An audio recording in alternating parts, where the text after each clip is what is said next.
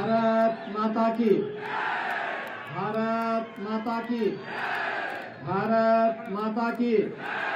विश्व गुरु विश्वेश्वर महाराज की, विश्व गुरु विश्वेश्वर महाराज की, श्री सेवालाल महाराज की, श्री सेवालाल महाराज की, श्री नागावी एलम्मा की, श्री नागावी एलम्मा की, कलबुर्गी शरण विश्वेश्वर महाराज की, चंद्रला परमेश्वर माता की, चंद्रला परमेश्वरी माता की, बाबा साहब डॉक्टर भीमराव अंबेडकर जी की, बाबा साहब डॉक्टर भीमराव अंबेडकर जी की। वंदे वंदे वंदे। भारतीय जनता पार्टी के मंडल के अध्यक्ष श्री नीलकंठ पाटिल जी, जिला के अध्यक्ष श्री अशोक बंगले जी, युवा जुझारू और लोकप्रिय प्रत्याशी श्री मणिकंठ राठौर जी, प्रदेश महामंत्री श्री एन रवि कुमार जी, चुनाव के रूप में यहां पर आपका सहयोग करने के लिए आए राज्यसभा के माननीय सांसद श्री आदि साहू जी, चुनाव प्रभारी मुकुंद देश पांडे जी, एमएलसी बीजी पाटिल जी, विठल वाल्मीकि नायक जी, लिंगा रेड्डी जी, बसव राज जी और आज के इस कार्यक्रम में उपस्थित चित्तापुर असेंबली कॉन्स्टिट्यूंसी से जुड़े हुए मेरे सभी उपस्थित भाइयों बहनों, मैं इस पावन धरा को नमन करते हुए आपने जो उत्साह दिखाया है, आपके इस उत्साह के लिए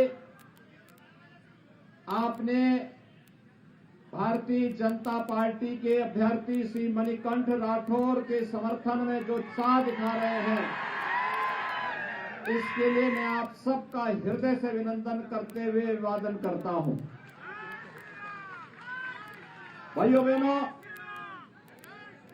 मैं भगवान श्री राम की पावन धरा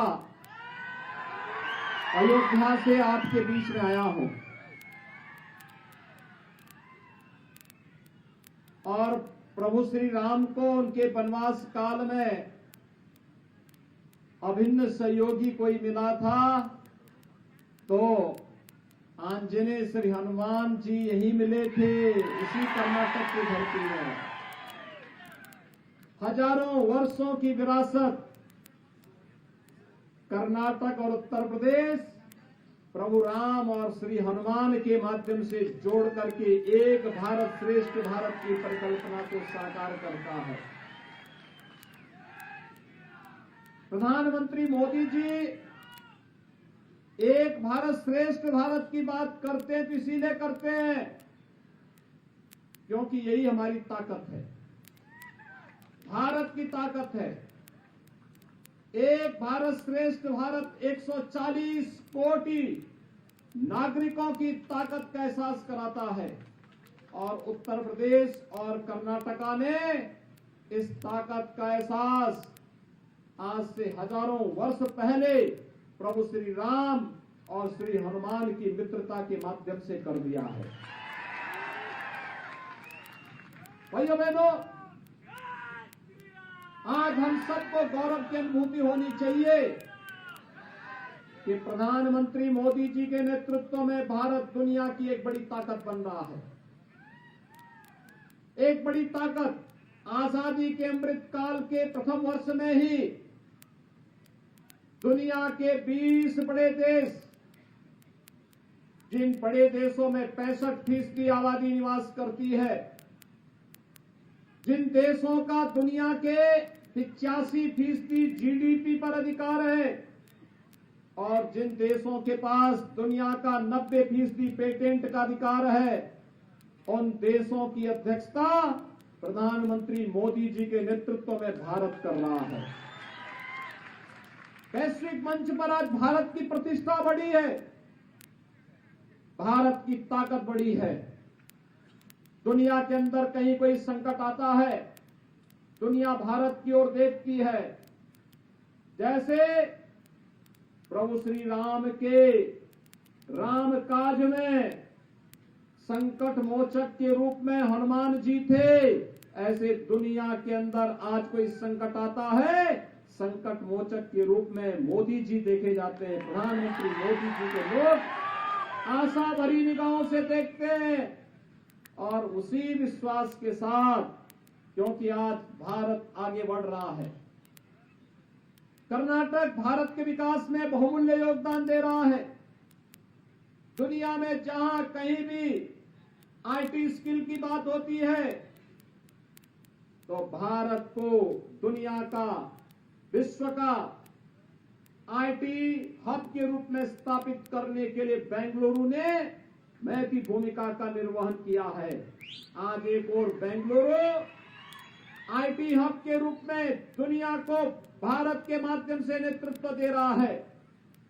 दूसरी ओर भारत की ताकत का एहसास आज दुनिया कर रहा है।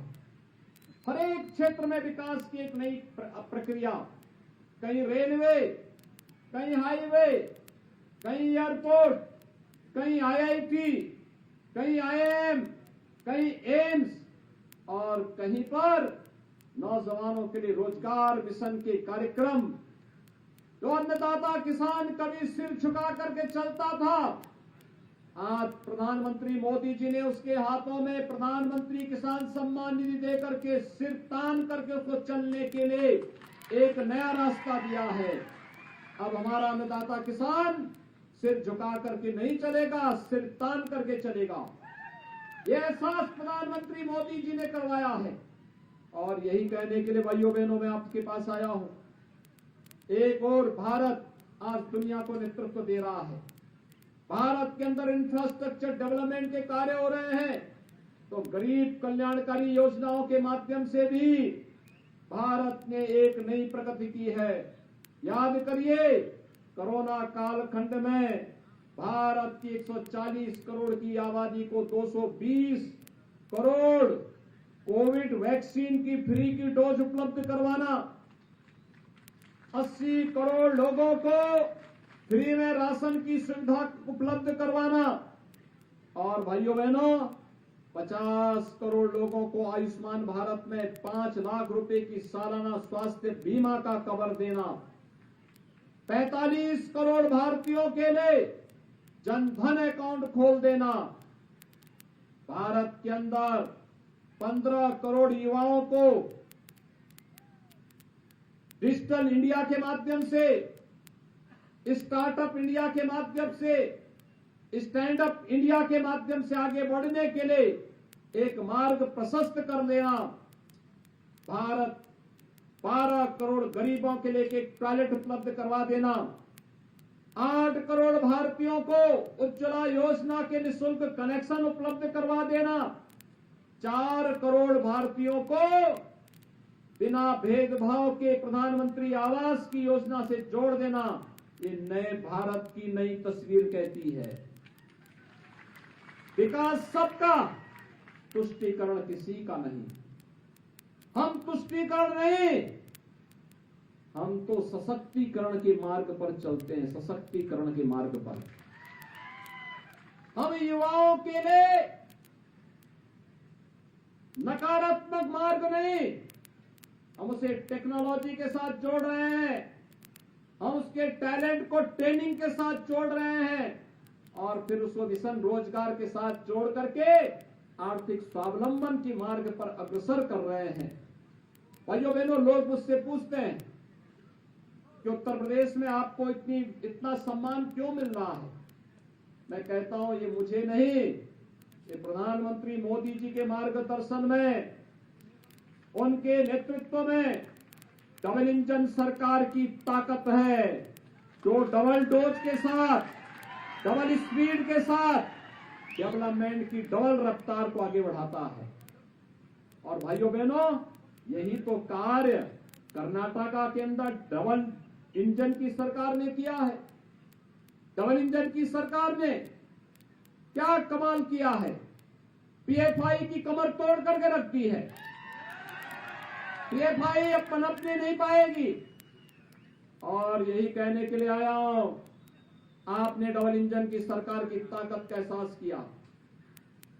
पिछली बार कांग्रेस के राष्ट्रीय अध्यक्ष खड़गे जी को आपने यहां से परास्त करके डॉक्टर उमेश यादव को यहां से एमपी का चुनाव जिता करके भेजा। मैं आपका अभिनंदन करता हूं।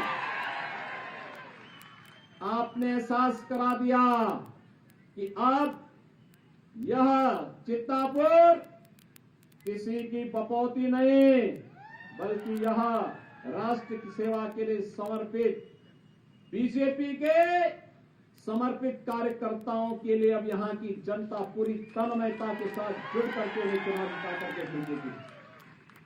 भाइयों बहनों, आज आपका उत्साह इस बात को भी रेखांकित कर रहा है, भारतीय जनता पार्टी बीजेपी परिवारवाद को प्रश्रय नहीं देती, जातिवाद को प्रश्रय नहीं देती, छुआछूत और अस्पृश्यता के भाव को किसी भी प्रकार से प्रश्रय नहीं देती। आखिर भगवान राम ने माता सबरी के जूठे बेर तो यहीं पे खाए थे ना। भगवान राम और हनुमान जी की मैत्री यही हुई थी ना। और यही नहीं, 28 अप्रैल की तिथि यहां के लोग बाबा साहब भीमराव अंबेडकर जी के यहां आगमन की स्मृति में उनके पावन तिथि के रूप में मनाते हैं। बाबा साहब भीमराव अंबेडकर को सही मायने में सम्मान किसने दिया? प्रधानमंत्री मोदी जी ने। बाबा साहब भीमराव अंबेडकर से जुड़े हुए महत्वपूर्ण 5 स्थानों को पंच तीर्थ के रूप में विकसित किया बीजेपी ने, प्रधानमंत्री मोदी जी ने। उनकी जन्मभूमि मऊ मध्य प्रदेश को भव्य स्मारक के रूप में बदल करके, दिल्ली में जहां रह करके उन्होंने सार्वजनिक जीवन को आगे बढ़ाया था, वहां पर डॉक्टर भीमराव अंबेडकर सांस्कृतिक केंद्र की स्थापना करके, इंग्लैंड में रह करके जिस भवन में रह के उन्होंने उच्च शिक्षा अर्जित की थी, उसे भारत के एससी एसटी छात्रों के जाने के लिए ब्रिटेन गवर्नमेंट से खरीद करके और एक स्मारक के साथ साथ यहां के अनुसूचित जाति जनजाति के छात्रों के छात्रावास और गेस्ट हाउस के रूप में वहां उस भवन को भारत सरकार ने अपने अधिकार में लिया। नागपुर में उनकी दीक्षा भूमि को और मुंबई की चैत्य भूमि को पंच तीर्थ के रूप में विकसित करने का काम डबल इंजन की बीजेपी की गवर्नमेंट ने किया है। भाइयों बहनों, बाबा साहब भीमराव अंबेडकर के इन कार्यक्रमों को आगे बढ़ाने का सही मायने में काम किसी ने किया है तो वह बीजेपी ने किया है, डबल इंजन की बीजेपी की गवर्नमेंट ने किया है। आज भी येदियुरप्पा जी के मार्गदर्शन में और बोम्मई जी के नेतृत्व में डबल इंजन की सरकार कर्नाटक के अंदर मजबूती के साथ कार्य कर रही है। और इसीलिए मैं आप सबसे अपील करने के लिए आया हूं, भारतीय जनता पार्टी ने एक युवा और जुझारू नौजवान को आपका प्रत्याशी अपना अभ्यर्थी बनाया है चित्तापुर से। और भाइयों बहनों, इसीलिए मैं आया हूं विशेष रूप से।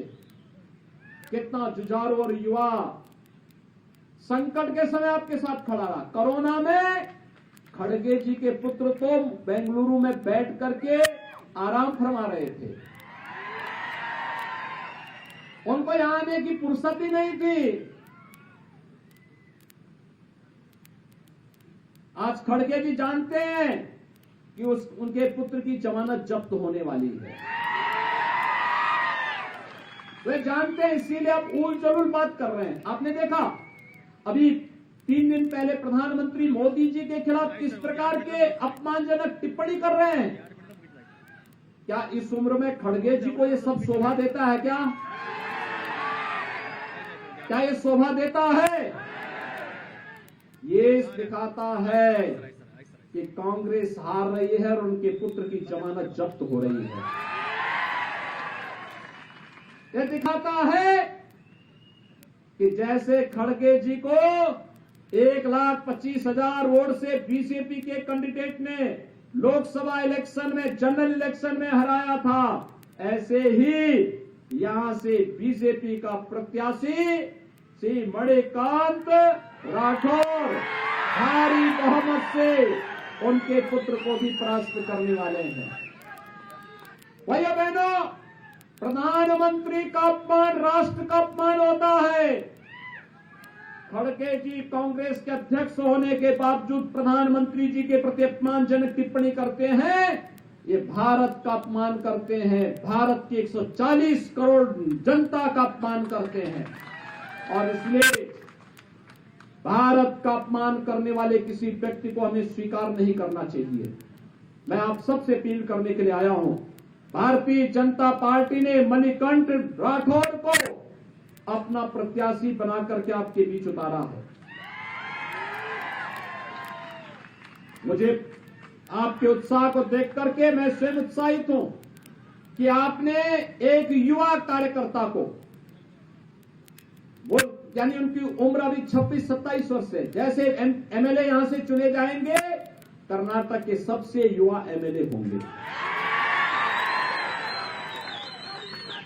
सबसे युवा।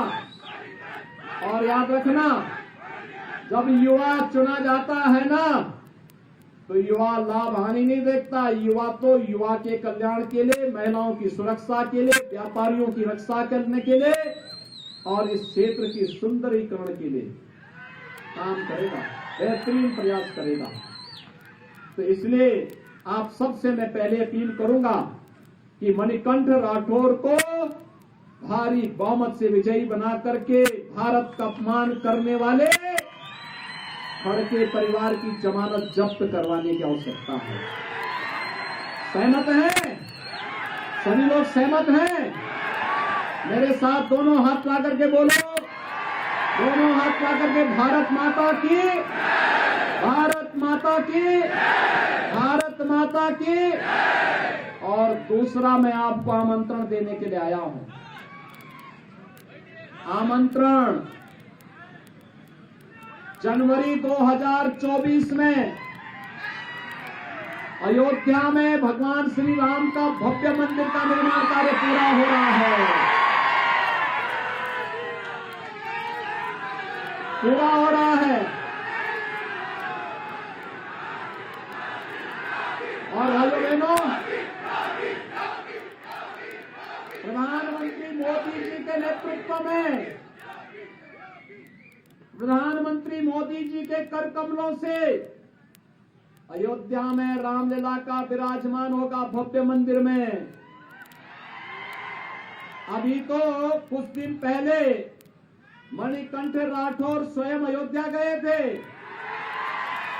देख करके आए हैं, वहां प्रभु का आशीर्वाद लेकर के आए हैं।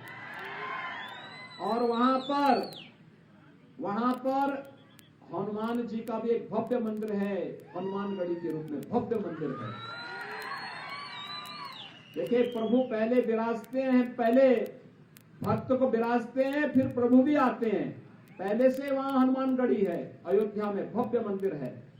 और इसीलिए मैं आपको आमंत्रित करूंगा, अयोध्या में राम जन्मभूमि पर मंदिर निर्माण के उस भव्य उद्घाटन कार्यक्रम में आप भी कर्नाटक की ओर से पधारे। प्रभु राम का ये सेवक आपकी सेवा के लिए, आपके स्वागत के लिए उत्सुक रहेगा। इस विश्वास के साथ मैं आप सबके प्रति अपनी शुभकामना देता हूं। मणिकंठ राठौर को भारी बहुमत से विजयी बनाने की अपील आप सबसे करते हुए अपनी वाणी को विराम देता हूं। धन्यवाद। जय हिंद, जय जय श्री राम, जय जय श्री राम, जय जय श्री राम।